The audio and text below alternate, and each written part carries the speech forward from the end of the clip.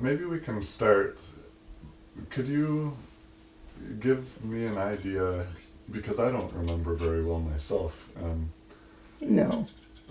where, when we came over from Ireland, who came over from Oh, Ireland? right, I do remember that.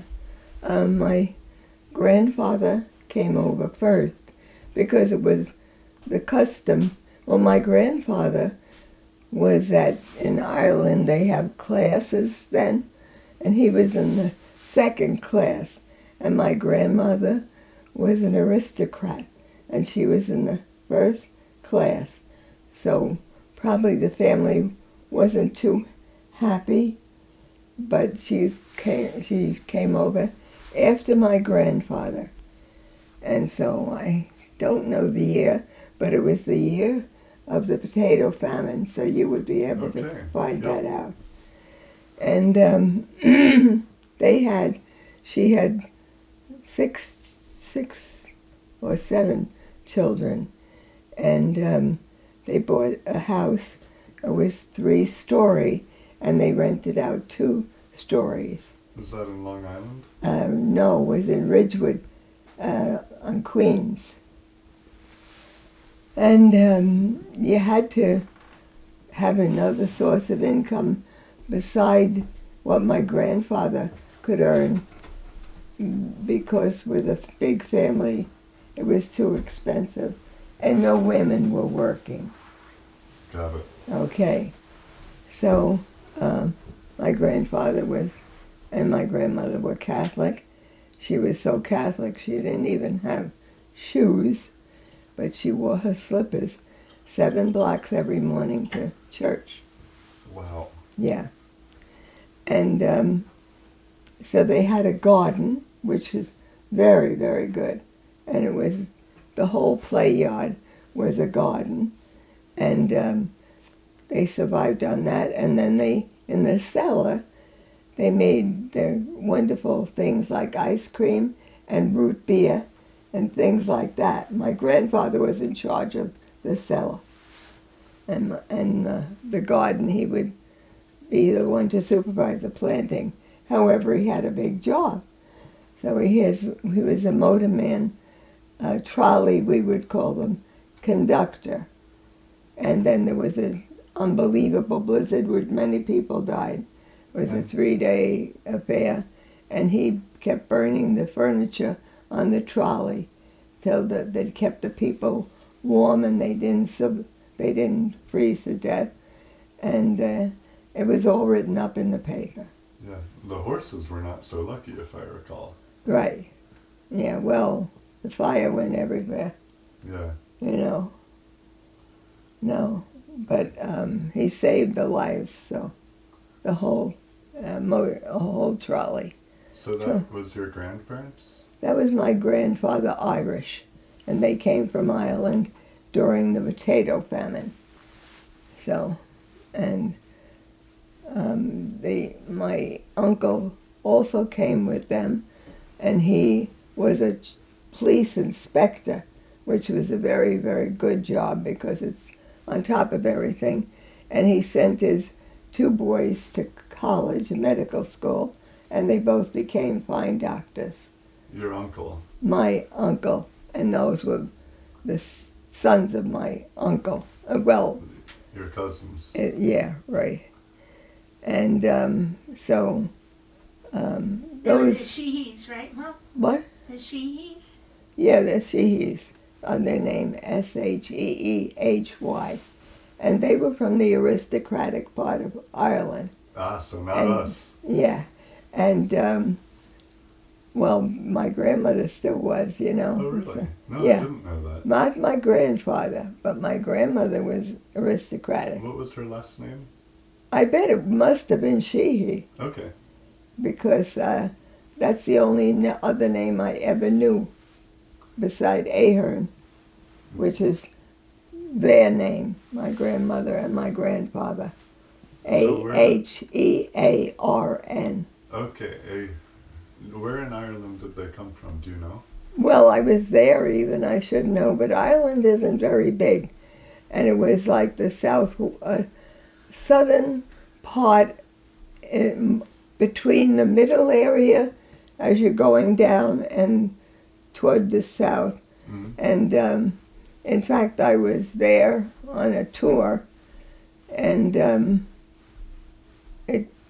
you just see a giant amount of green grass because they didn't do farming because they were aristocrats, and that's how that goes, you know. Mm-hmm. So I saw their house, and So do you know much about the Dwyer side of the family? yeah, well, my grandfather did the garden and the trolley, and he was really, I would say, the man of the house. And my grandmother, they had a great big kitchen, which was, I guess, 4 times as big as mine, and the sink was at one end and the stove at the other. And I can remember my grandmother, and always there were at least 18 or 20 people at the table, because every peddler who came, she invited to come in, and anybody who, and you used a lot of peddlers because there weren't that many stores. And so the peddlers would come, and then she'd say, "You must be hungry." And of course they're always hungry and be glad to come. And we children delighted in seeing the peddlers because they ate their peas on the knife and then slipped the whole knife part in. Yeah. And they did things like that. So, you know, we're like, we couldn't believe it. All girls we were, all cousins of girls. Yeah. Yeah. And so when Uncle Mike came, he was the father of the 2 Sheehy doctors. Mm-hmm. Well, I mean, the opening door is way down the hall, way down.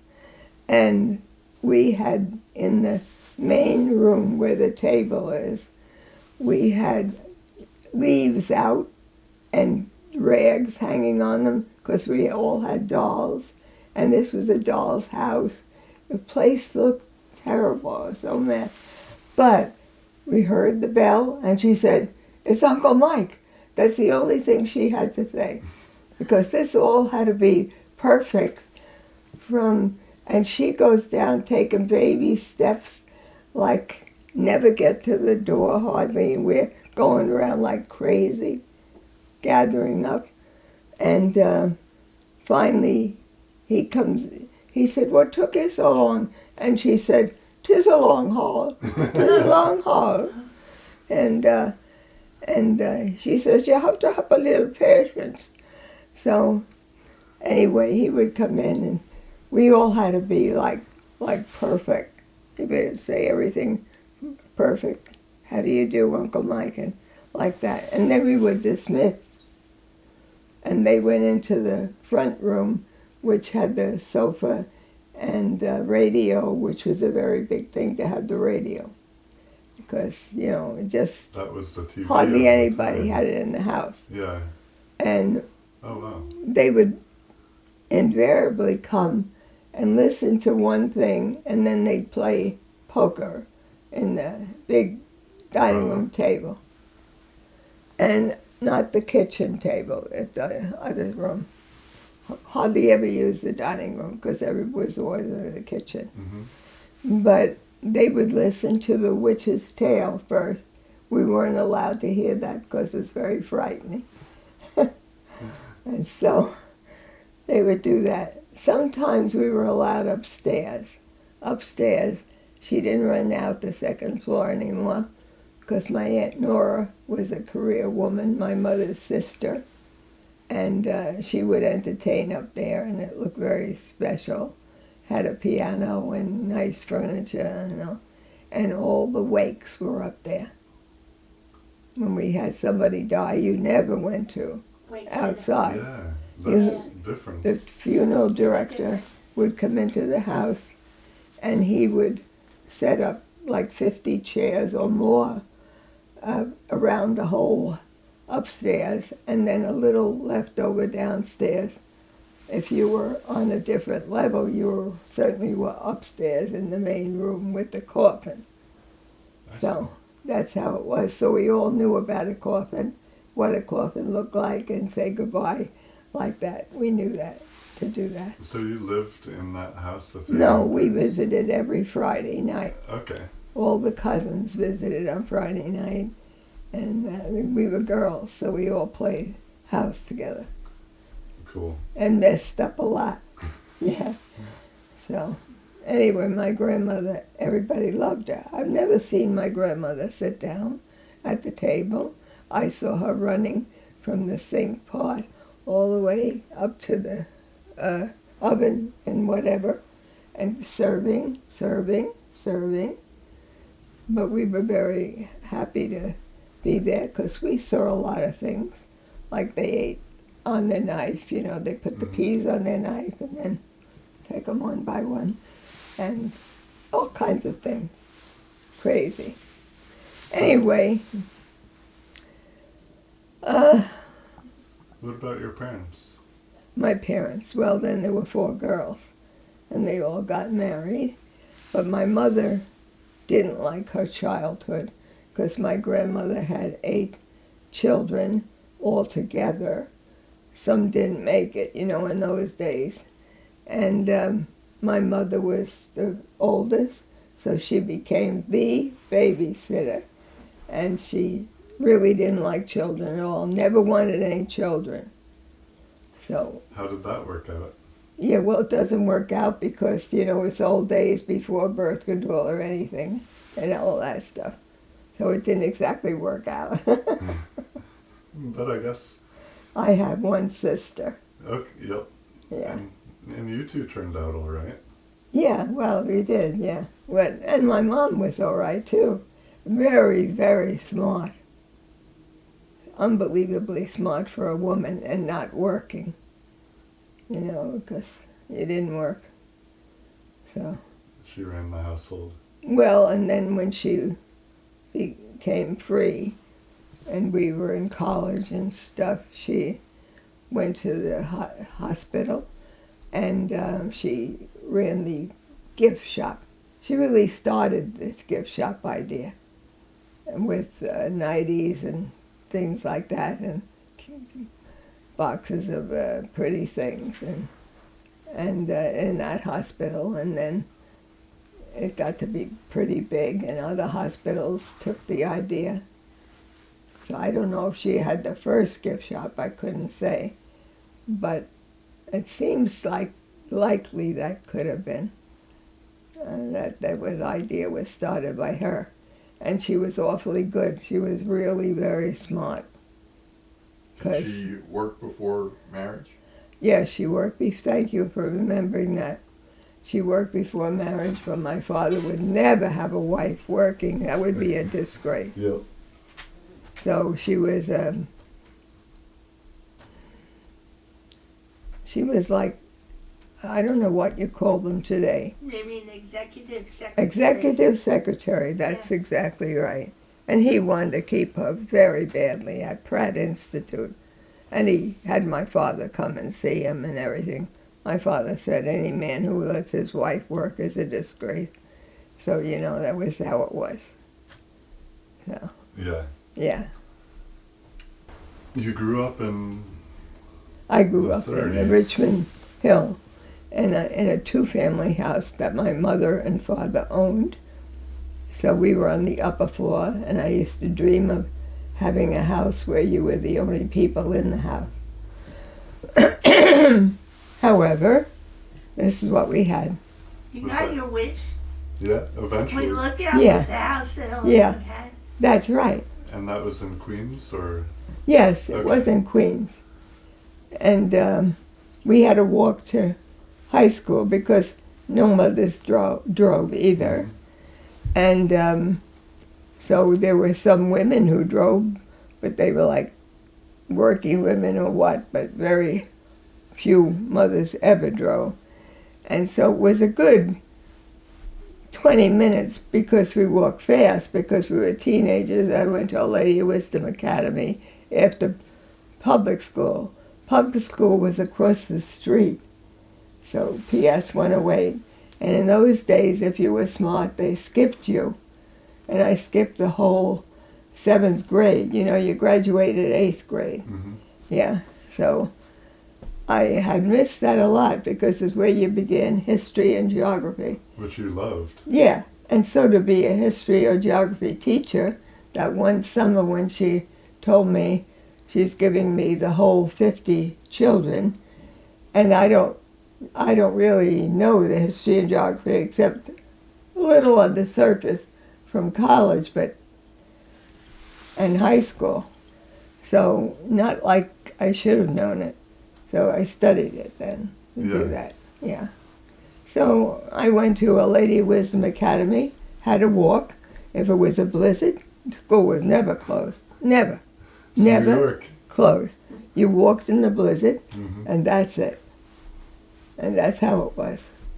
So what was wartime like in meeting Grandpa? Wartime. Oh, well, when we come into, I was in college and the war began. And in college, all of a sudden, all my friends are getting married because they were all going with a newer boy. And everybody's getting married because they're afraid he'll be dead and won't come back. And so then I met Bill in college. He was in the fraternity. I was in a sorority. And so the fraternities in the sorority got together and had like dances at the, only at the skating rink. You know, dancing on skates, which I'm terrible at. And we met all the time like that. And so I met him there. You liked to dance Oh, not on skates, though. yeah. And he didn't initially. Actually, he didn't, and so I wouldn't even go on a date with him. I told him I only go on dancing dates because every Friday night they had dancing at the college. And since I was there already on Friday, I just stayed. And it began at 5 o'clock, and he was in the science lab. You know, very smart, but like you wouldn't go out with him because he couldn't dance. And I had gone to 5 dancing classes, and I knew all the steps. And when I went to all the dancing classes, I missed math. So when they looked at my program that I had chosen, because we had never chosen anything, and in the high school it was Catholic, forget it. And so I thought, this is wonderful, you can choose what you want, you know. So anyway, the 2 dancing classes were ruled out, and history and geography were put in. So, however, for some reason, I don't know what happened to my brain, but I was awfully good at math. So I got an A in algebra, you know, and that was just beginning at that time. But algebra made math interesting. It wasn't like ordinary math, you know. So anyway, my husband went into this fraternity because he sees I'm never going out with him. And he joins 2 dancing classes to learn how to dance. And so after a year, then I decided I could go out with him. And he drove. His father was very kind to him and would lend him the car. So then my husband, well, my boyfriend at that time, he didn't drink either. And so he didn't drink because if they went out with the boys, he would drink. But if you're going out in a group, he would be the designated driver, and he never drank. And we drove over to Glen Island Casino, which is in New Jersey through New York, you know, to dance, because Glenn Miller was there and everybody else. So we danced every weekend, dancing. Yeah. And it was very fun, and dancing together, you know. So that was very fun. Yeah, tell me again about Frank Sinatra. Well, then the war came. Yeah, Frank Sinatra was out of sight. We'll get to that, I guess. Frank Sinatra, well, then in the summertime he would come. I was in Point Lookout, and we went to the beach nearby where they had dancing. And that was Frank Sinatra all summer. They played only Frank Sinatra. So he had a most wonderful time. And then the war came, and he was taken in from college in the junior year. So then he wanted to get married, like everybody else was getting married. I was 20, and he was 20. And so after a while, my parents thought it's okay, because everybody else that we knew was getting married. So, got married. Had a big trouble. That's another story, though, with the wedding dress, but we won't go into that. But anyway, he became, before we got married, I said, I can't believe I said this, but I might as well tell the truth, that I don't want to get married to anyone who isn't an officer. Because here I was in college trying to be better, and I don't want a regular person then, So anyway, he applied for officers' training school, and he was very smart, so he got in. And so I went up there on the weekend, but not without a chaperone. His sister was the chaperone, and that's it. Isabel. Okay. Yeah. So she was very nice. She was an adult also, and she was working as a secretary. She didn't go to college. And so... So how did that work? Well, worked out just like you would think. I only saw him in the daytime, and I got there. I didn't even see him because his officer in training told him that his room looked very bad and the fireplace hadn't even been cleaned. And he made the mistake of saying to the officer, "I don't have a fireplace." And then, guard duty, he got all day Sunday for that. That's how it was. Don't answer back. Yeah. Even if you don't have a fireplace. Yeah. The injustice. Yeah, so that's what happened. We got married, had a nice wedding in Point Lookout, where my mother and father had a summer house. And that's it. And then he went off for He went off, yeah. The Pacific. And they lost he came to Hawaii finally for a 2-week time. And I didn't go because we didn't have that kind of money. And they lost his papers in Hawaii for 8 weeks. So he had a most wonderful time learning how to surf and all that stuff. So he did have a good time. After that, he went to one of the islands, the Pacific Islands, where the real fighting was. And he was there quite a old. Guam. Guam, yes. Yeah. Thank you. And he was there for first night there, he walked on the beach and lost his shoes in the sand. Well, it's kind of gloppy place. And when you went to sleep, I'll never forget, there are 20 in the barracks, and you went to sleep, and on the ceiling are great big lizards all over the ceiling. And they fall down when they get tired later on your bed. So it was terrible. Yeah. So that's all that. And when he came home, there was a baby, and that was Billy. And I was in my mother's house. okay, so still in Queens at that Yeah. point. Right. And so Uncle Bill was the only child for some time, right?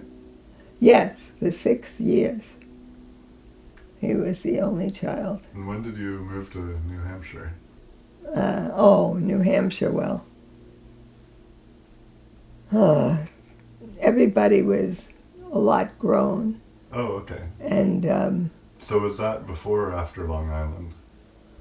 well, we bought a house on Long Island right away, because Okay. we could do that, and with the GI Bill. And we bought the house, and we lived out there, and the kids went to school out there.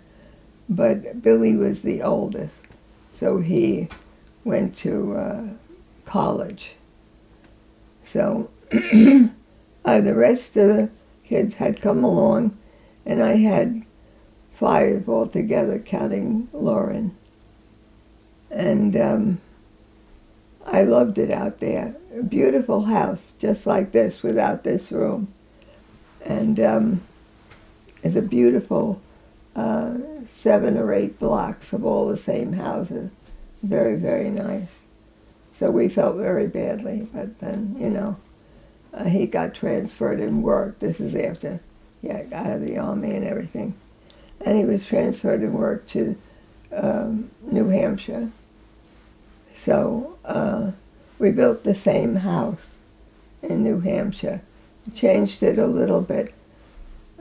We had no room after the kitchen, and we made a room, a laundry room, which later became a bedroom.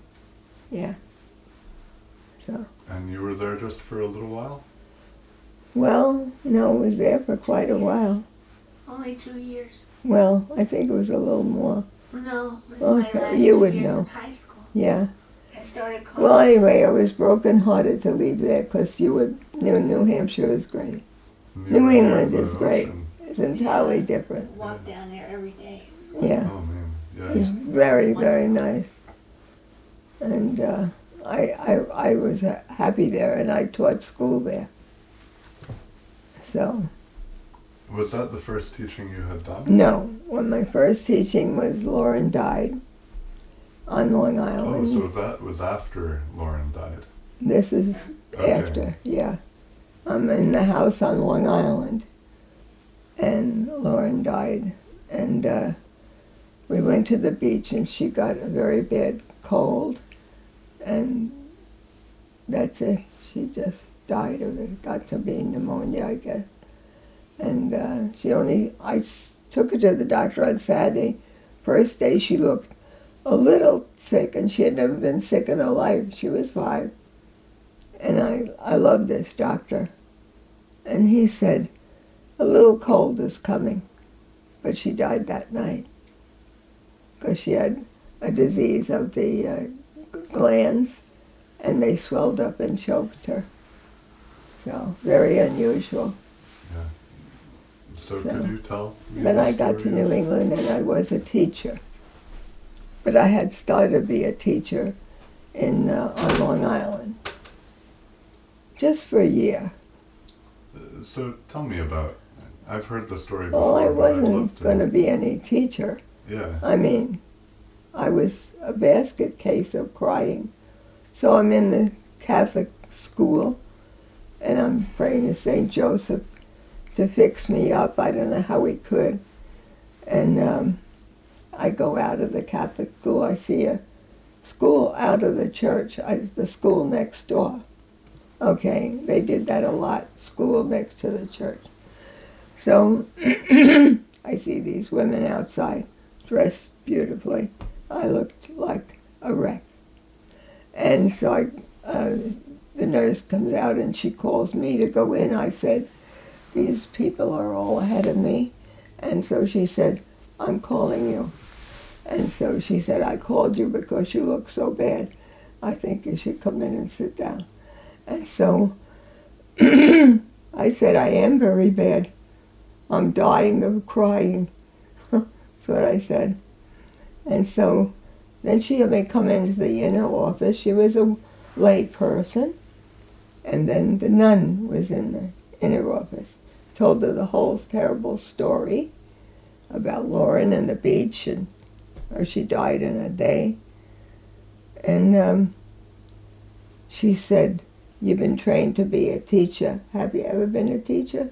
I said, no. I taught everybody at home, but I've never been to work. And so I said, you shouldn't take me because I'm a really bad case of crying. And she said, that's just why I'll take you, because you should be somewhere else than home. So she was adorable to me. Very far from home. I was like a new driver, and it was at least 40 minutes drive. Wow. So on Long Island. Not easy driving. No, she took me. You use Sunrise Highway. and everything. And then Bill got transferred to New England. And then I was in New England sitting at the church, and the teacher has the kids in front of me, a nun, and she's trying to be very nun-like and good, and they're giving her a hard time. And I was very mad at them, and I said, thank you, God, that I'm not teaching, because look at these kind of children. And so I come out of church, and the school's right over there, and so I think, well, she's saying hello because I have kids going here. And I go over, and she said, I heard you were a teacher. I said, well, yes. I really didn't think I was much of a teacher. And she said, I'd like you to teach the 5th grade. Well, I only taught the 4th grade. She said, what does that matter? She says, I mean, so she said, I want you to do this. So. And was that the class of 50 or so? No, this was a regular nice class, but they criticized me from the moment I opened my mouth because I didn't have a New England accent. I said, we'll start with a prayer, Our Father. And they said, what is our? I said, it's our Father, So they got a kick out of that, but we got to be friends. So, and then Sister liked me for some reason, and she gave me a bunch of books with saint stories for that age group, and she told me to keep them. They'll get new ones. And I was very surprised. She was very, very nice to me. So then we're going to move again because now he got transferred to be the head of the group instead of just a salesman. Part of the job was to be a head of the group, not the real head yet. So he didn't want to go, and he didn't like. He loved the job he had, but we built the house again, and we added this room later. So anyway, now I come here. I certainly can't go to school because I have tons to do in the house. We had 25 boxes in the garage and all this unpacking and everything. And I took them to school, and they went to high school. Kathy, I think you were in high school. When we came here, starting college. Starting college, okay. So Kevin was the one in high school. St. Albert's, I think. Yes. So I had nothing to do with this elementary school. So that's what happened that day when I went to math. And then, so she gave me the class. And I got along very well with her, and that all went on. So then, when I came here, I knew I had where I had the house or not to do. I had to get a job. Because now we needed the money. Okay. Okay. So I went over to the school, and she said, I don't have a chance for a job for you. She said, because Mrs. Cullen has been here 18 years, and she's never going to change. And she said that would be the 5th grade. I said, oh, that's too bad, sister. I said, I really need the job. She was very nice. And so I come home, and she calls me up the next morning. I am now painting the kitchen. And so she calls me up the next morning, and she says, we have a job, and you have to come right away. Mrs. Cullen's husband got sick, and he has a long period of recovery, and she wants to spend it with him. Those were powerful prayers that you said. Unbelievable. And so I said, sister, I'm all over paint. I have it on my hands. She said, I'll give you a day. Get rid of the paint. And so this is what she was, typical principal, Yep. sister principal. Yep. They just tell you what to do. You never say anything. So I had the regular 25 kids in the class, and she wanted me to teach 4, 5, and 6, history and geography. So I really had to learn that because I hadn't been in the elementary school with that, you know. So then I had to study that all summer. So it's about June that she's calling me. So it's fine. I went a few days, and then I come back, and we're going to... So I studied in the summer. I spent the summer down Point Lookout with my mom, and because Bill was traveling, you know, all the time. So anyway, and Kathy was home. Yeah. You were home with Daddy when he came home. So I think I came home every night. So, I don't remember that summer, Mom. well, I don't either. So anyway, But I was always home. I'm in New Hampshire still, and I'm in that class, and she was lovely to me, and then we get transferred back here, so this is when we built the house here. Okay, so this is where I went to the sister, and she called me up after she said she had no work. She called me up for that day, so I went the next day. Okay, I get the class, and I'm doing the history, geography, 3 classes, and I'm there about 6 years, and she calls me in the summer, and I'm spending the summer with my mother, helping her, and the kids enjoying the beach. So she says to me, I'm going to give you the whole 6th grade, 2 classes. And so I said, I wasn't fazed because nuns just tell you what you're doing. You know, you don't say anything. And so I said, about how many kids are these? She said, 52. And she said, you won't be doing your regular job, history and geography. You'll be doing all their classes, in the class all the time, and no changing classes. And I've arranged to have the great big room on the top, which used to be the library, your classroom, so they can all fit in there. I said, that's an unusually big class. And that's all I said. And she said, what's the difference? A few more, you know. And I thought, it's like a double class. And then I didn't know anything. I only knew history and geography. Yeah. So I had to really study a lot more than that little bit that I knew. So how long did you teach like that? About 8 years. Yeah. I got better and better at it because it was kind of nice having the same people all the time, because you got to know them, you know, and everything. Had a lot of trouble.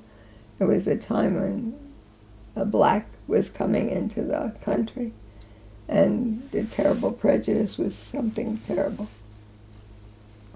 So a lot of different things happened. But anyway, it was a good school, and the children were good, and I spent the summer learning all the subjects. And if you do a trick in each subject, you can get them to even like it. Like they didn't like diagramming, I think I told you. So how did you get them to do that? Well, like I said to them, we'll have, the first day I said, we're only talking about the books you'll have today. And so they got all the books out. We're explaining all the books and what's covered in them. And I said to Sister, and the next day I'm not going to teach either. I'm explaining what I expect from them. She says, you're in charge. Do what you want to do. So I expected work, decent work, and being polite, and being not ever rude to one another. And I told them inside of a week I'd know what they could do, so I won't push them beyond what they could do. And I said, but this is what I expect from you. So I told them that, and it worked out very well with English. I figured out you can give them a prize. You know, they don't like diagramming. I said, diagramming is fun. I said, everything you hang from the subject is a noun. And that's what you have trouble with. It's called an adjective, but I said, it goes with the noun in the subject, with the subject of the sentence. And I said, the other things, the adverbs, hang from the verb, and they have the word verb in them. I said, nothing about this is hard at all. And they said, oh, it's like a game. I said, yeah, it's like a game. I think this is great. So then I said, and every day there'll be a prize for the first one to complete the correct sentence, which we'll give out. And so I thought, what's the difference? I'll buy a whole bunch of markers and give one out every day. It's no big deal. Okay, so they kept saying, when are we going to have English? When are we going to have English? So they got to be liking it. And the harder the sentence, the more adjectives I would put in and adverbs, they loved it. And they got their marker, whoever won. So A little bit of a carrot. kids are good. Yeah. So they just like to have a little fun. Mm-hmm. Yeah. So we had a few bad times, people who thought they could not be good, and we had to talk it over. Mm-hmm. And we talked everything over in the classroom, never in the hall, where everything went over that happened that wasn't good, in the classroom. And they're standing in front of my desk, the two people involved, and go over the whole thing. So everybody can be a part of everything. So this is good, what to do, what not to do. Everybody learned from it. Yeah. And everybody wants to hear everybody else's business anyway.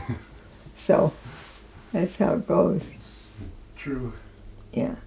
So how long did you teach? I guess about 10 years. Well, you were still teaching up until Oh, a yeah, at couple least. months ago. And when Bill died, I was 80. And Sister came to the funeral and asked me to come back. I said, Sister, I'm 80. And she said, come back. I don't care if you're 80. She said, so, but I didn't go back. And so when did you start? You teach community? Oh, CCD, yeah. CCD. That's religion, yeah. I So when teach did you start doing that? after I stopped teaching. Okay, I did. I've been doing that for years and Retired years. at 70. got it. Money, really, I can blame it on. We didn't have money to. Is it still going? We didn't have money to pay for me going a few times to see Frank, and I had to see Frank. I mean, and I was in college, and I had to see Frank, and you took the L all the way in, an hour ride to New York. And you go to the Paramount Theater when it opened. It opens at 8 o'clock in the morning, believe it or not. And it has Frank in the show and a movie. And you have to be very careful to change your seat after you've seen Frank, because the ushers are out looking for people who want to stay for the next show and the next show and the next show, which would be me. So you try and find a seat that's not great looking, and try to be reading something when they come by looking for the people. So anyway, So you would go in for a movie and stay for Frank? I would go on the L and get in there. But see, I got used to New York in the first place because I got a job on Saturdays at Macy's in the toy department. So I got used to the fact that New York is good, you know. Yeah. Yeah, that's when I lived on Long Island. So we only had gone to New York, Billy and I, to the big Paramount Theater show when they had the dancing and everything else, and great pictures for kids now and then near Christmas. So, you know, he was thrilled to death. He was only about 5, but we went. That's how I got the idea then. And then I thought, well, I could work there as well as Richmond Hill. There's no stores in Richmond Hill. Sure. So that's when I went to college. I decided to work there. So then when I see Frank is coming to the Paramount, 34th Street, you know, in New York, that's nothing hard to do. And I can change my seat, and I'm by myself. Yeah, so that's what I did. And Daddy was home. My husband was home on Saturday. So I would go on this. Before I was married, I did this thing. So People were dancing while he...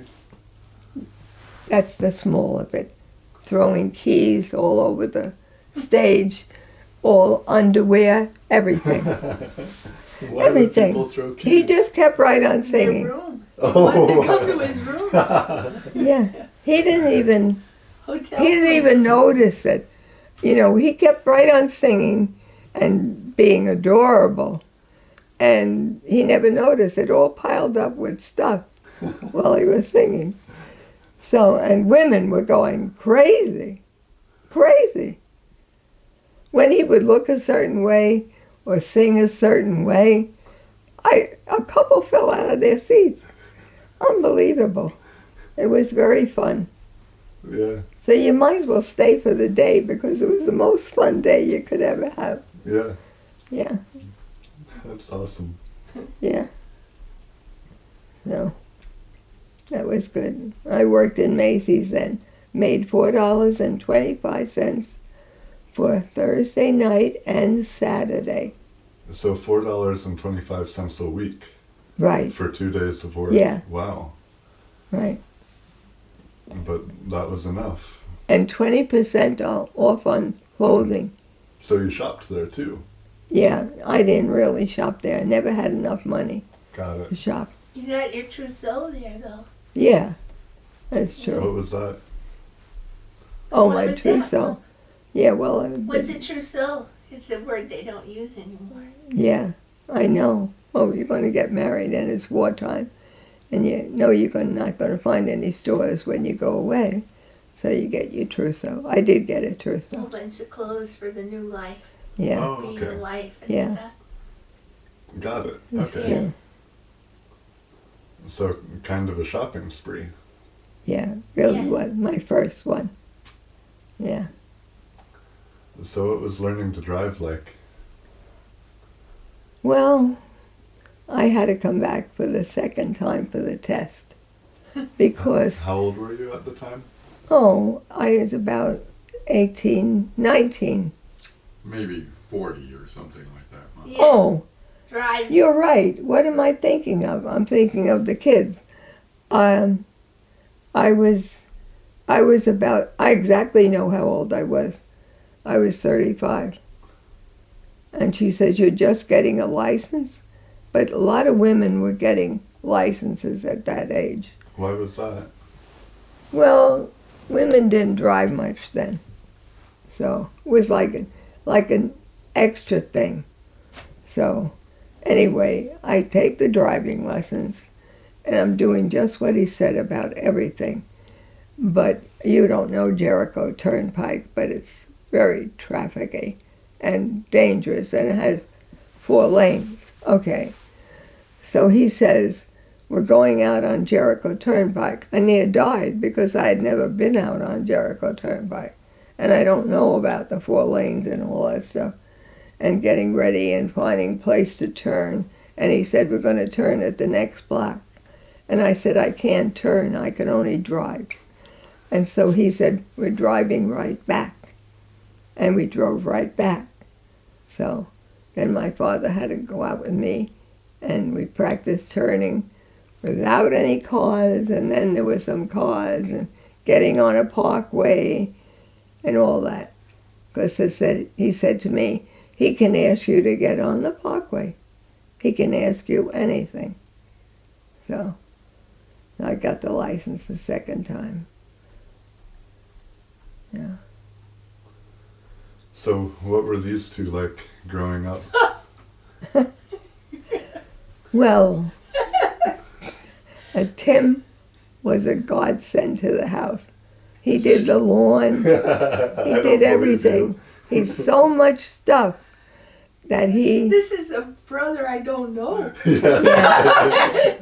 He... We're But missing the early life. he isn't so good about school. Because... He was okay about school. No, because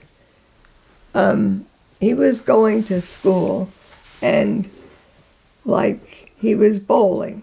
To him, bowling was everything.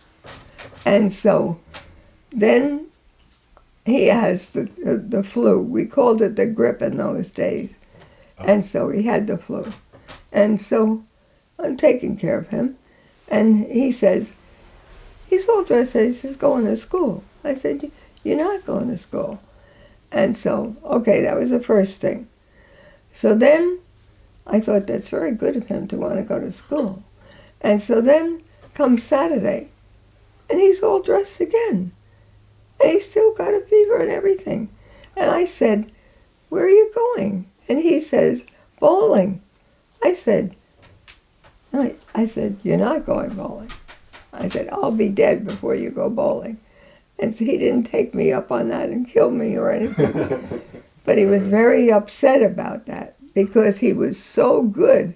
He could have been a bowler for his life, his career, because he was so good at it.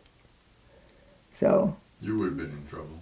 Never existed. Never existed. Yeah, well, old bowlers today don't look like they have a good life or they had a good life. Don't. No. So that's what happened You're there. missing all the early stuff with the lawnmower and the jumping from bed to bed and. Billy, he was really hard to bring up because he's out being the lawn for somebody, other kid being the lawn mower.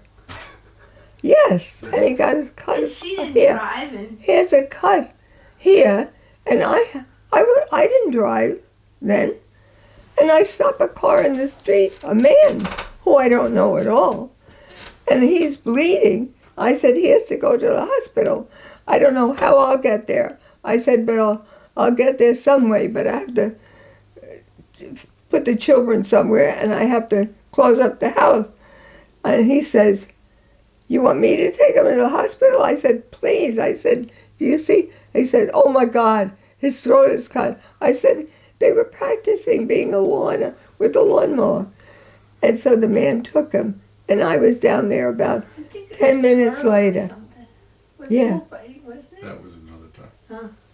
Unbelievable. She ran out into the street a lot with him, take him to the hospital. Yeah.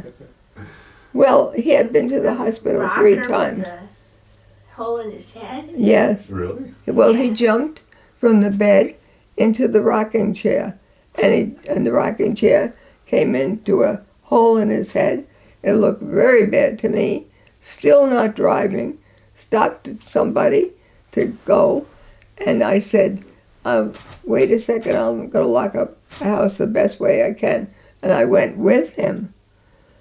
And at the hospital, they said, again? So, unbelievable.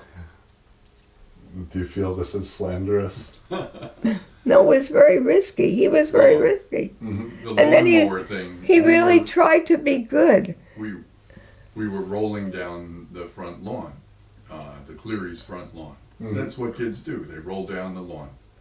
And Arthur Cleary, the bad younger brother of my best friend, he takes the old-fashioned reel mower and pushes it down while we're rolling down the hill. Yeah, So it rolled down the hill on and his clipped neck. me underneath my chin. Wow. Yeah. Yeah. So it wasn't It could've plain been. lawnmower. I was rolling down the hill. Yeah. You know. That's a good thing to Another tell. time we were playing bull and bullfighter, and I don't I know. was the bull. I don't know how I got hurt being the bull. But, you know, be it as it may. So So that's what happened. tell the snowball story too. Yeah, yeah. Well, I don't. Oh, so he's very nice after that second trip to the hospital, and he says, "I'm not going out. I'm not going out.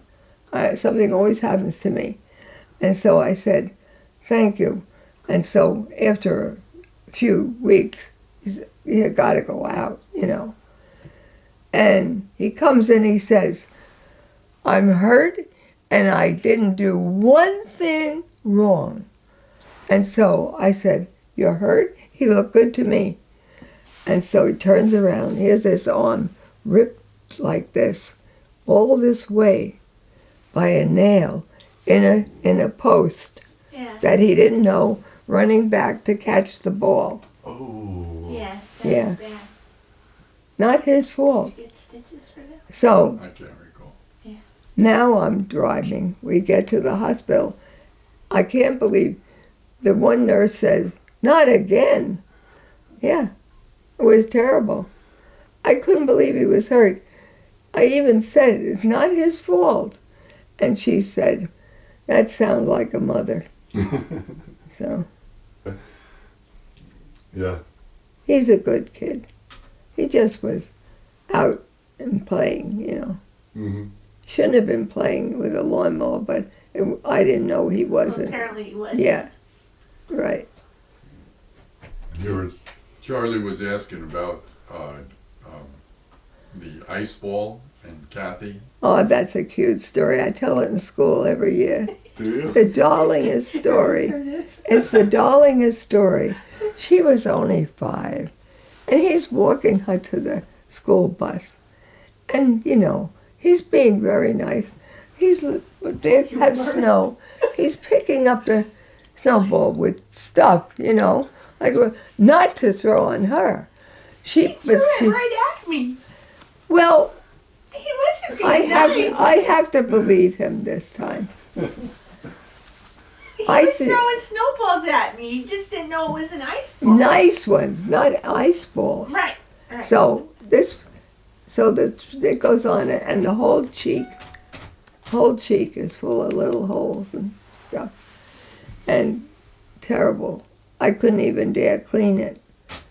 And So I'm outside Yeah. begging, because I know I'm in trouble again, and begging Kathy not to tell Mom that I did it. I'm Well, it begging was an her accident. not to tell her that I did it. yeah, It wasn't an accident. it was an accident. You said you weren't aiming at it her. was a I snowball. wasn't aiming at her face. Right. But I it was was aiming at her. Anyway, so what'd you do, Kat? You went inside. well. She said, "What happened to you?" And I said, "Timmy didn't do it. He didn't do it."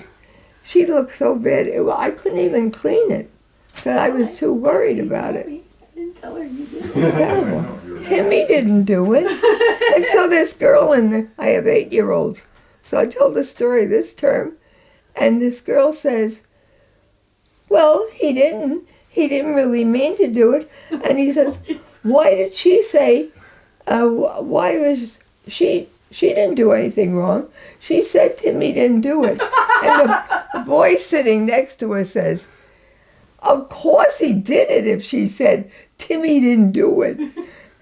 And so it took her a while to get that in school. 8-year-olds Makes are sense to innocent. me. Yeah. You must have been about that age when you said that.